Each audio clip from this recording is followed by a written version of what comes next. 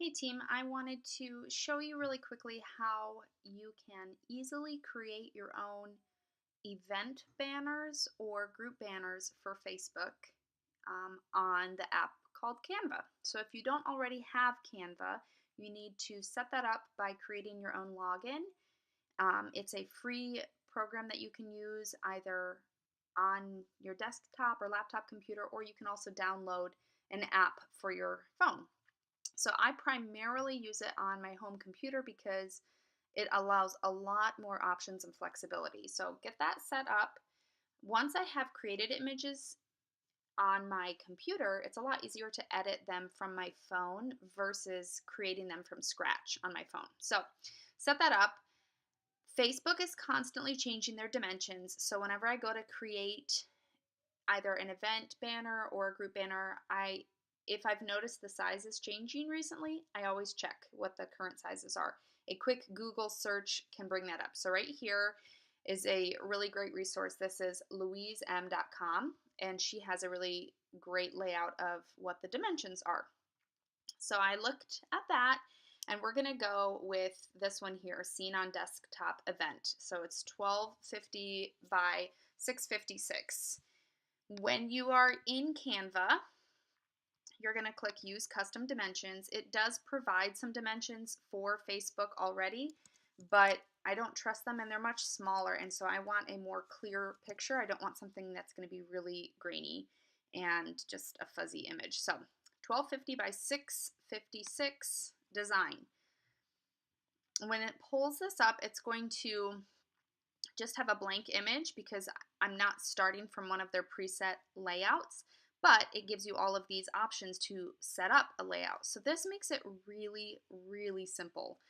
This seems to be a pretty regular size, dimensionally, I mean, and so I'm just going to choose this.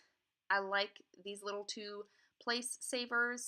I can pull, let's say I'm doing nachos and no, let's not do that. Let's do cookies and cloths. Okay, so if I'm doing an event called cookies and cloths, I just drag that. I already had a nice cookie image downloaded. I drag it into that place saver, and when I double click on it, it's going to allow me to reposition the image within that place saver. Click the check mark, done. Okay, and then I have some images of Norwick's products. Let's see, there's one in particular I like using. Well, let's just, oh, here, this one. Hang on, I'm going to delete that one there. Okay, so this one I like using. You actually have to drag it, and I like to make this so that it takes out the extra wording there at the bottom. Okay, so I've moved it, I've resized it. You just resize it by dragging the little corners, check mark, done. It's in place there. Okay, so now that's all I have so far.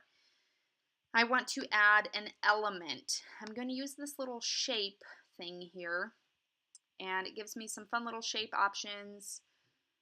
If you keep scrolling down, it gives you some more here. Let's see. What all do we have here? Okay, so this is the one I really like to use. And then you can just drag that, or you can just click it and it'll prop it right in there. Resize it. The nice thing about Canva too is that it is automatically going to give you some guidelines. Do you see how it brought that like purplish line up right in the center there? It's showing me that it's centered on my image. I'm putting that there. I'm going to change the color up here to white so that it matches this just background here. Okay, so that's in there now, and then I can go over here to text, and they've got some preset options here. You just always want to make sure you're looking for ones that say free. The majority of these texts here are going to say free. A lot of the images, if you go over to search and you search through their images, a lot of them actually will be paid images, so you can easily search the web for an image and use something there. So let's say, obviously the wording is going to change, but I'm just going based on what it looks like. Looking for a font I like. Okay, I like this font. There's a couple different ones here. Okay, come on, it's going slow. Okay, and it doubled it. Okay, I'm going to move one of them over here and get rid of the other one. And you just go to the little garbage can, delete element or delete group. I want to delete the whole group because I didn't mean to double click it anyway. Now if I expand this, it's going to expand everything in it. And I'm actually going to ungroup this so you can see there's 3 different parts of the text. I'm going to ungroup it so that I can work with each section at a time. And I'm actually just going to delete this portion up here. This one I'm going to use as my tag of my name. So any images that you create, in order to be compliant, need to have your first and last name, hyphen, Norwex Independent Sales Consultant. Whoops, I think I spelled my own name wrong. Norwex Independent Sales Consultant. I don't know if I'm spelling everything right because it's not typing fast enough to keep up with me. Here we go. Come on.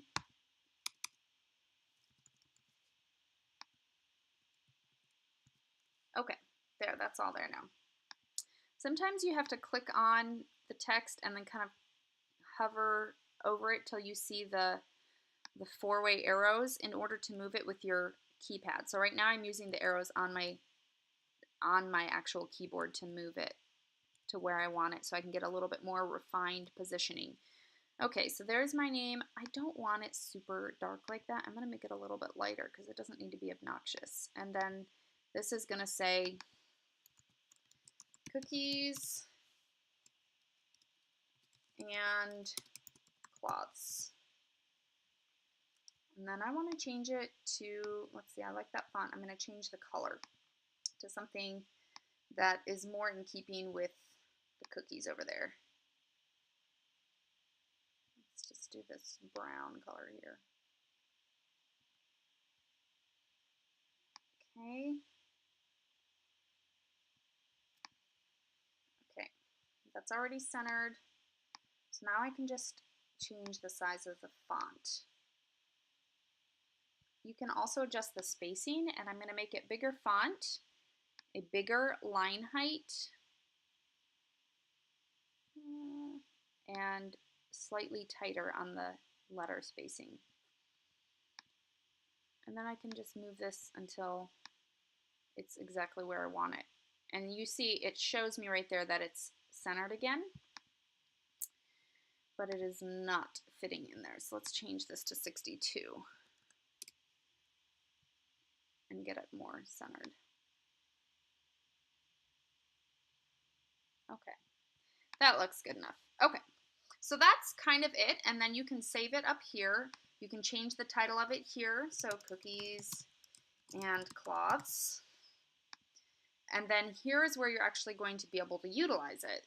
Download is going to give you the options of JPEG, PNG, which they recommend, and I never use, a PDF standard, or a PDF print. Honestly, I only ever use the JPEG or the PDF print, and the reasons for either of them is, in order to upload the image onto Facebook, it needs to be a JPEG, so you could just go quickly and click that. I like to do the PDF print first because it's actually going to give me a higher quality image that I can then change to a JPEG. So that's what I'm going to do. So I downloaded it as a PDF. You see it's enormous, but it's going to give a much better quality JPEG when I change it. So on my Mac, if I go up to, I'm on the image, if I go up to File, Export, I can change this here to JPEG, and I drag this all the way up. Okay, this is just going to go to my May folder, and that's where we will leave it for now, and I'll show you in the May folder. Don't mind how much stuff is here. Okay, so here is the JPEG, and this is what I'm going to be able to upload, but you can see it's a nice crisp image here. And you definitely first need to send this kind of thing into compliance to get it approved, and that's just uscompliance@norwex.com. And they usually respond pretty promptly. And as long as you have your first and last name, hyphen Norwex Independent Sales Consultant, you should be pretty good to go, assuming that there's no claims on there. So if it's just a basic image that you edit like this for a banner, then it should be good to go. One of the other things I wanted to show you, that is not what I want to show you. Where is that? Here we go. You can change the same image. So say I go back to this and I want to change something or I want to add something to it. So if I want to put Norwex right on it so people know, obviously, this is Norwex. I have already downloaded these from my back office, and I can just put this right on the image. And it's just telling me it can't be put into frame. I'm not trying to put it in a frame. Okay, sometimes when it's a transparent image like this one is, and this is what a PNG does. It has a transparent background. So when you go to the back office under resources and you go to images and logos, so there, see, you're going to want to look for the PNG images in order to have that transparent background so that it's not a white block on the page. And that's it. And then I can download it again if I want to, or I can change some aspects of it. To make it really easy for me to be able to change pictures quickly, I actually created something like this, and then I just change out this image and I change out the words here, and I basically leave everything the same. So I have microfiber and mimosas, cookies and cloths, nachos and Norwex. A little note on that, you are allowed to have a banner that says nachos and Norwex, or Norwex and something, or whatever. It can say Norwex on the banner, but it cannot say Norwex in your event title. So the image can have the word Norwex in it as long as you have gotten it approved by compliance, but the title of the event cannot have Norwex in it because it is not a corporate-wide sponsored event. So hopefully that all makes sense to you, and you can go out and make some of your images. Here's another example of something completely different that I made. This is, let's see if I can make this a little smaller.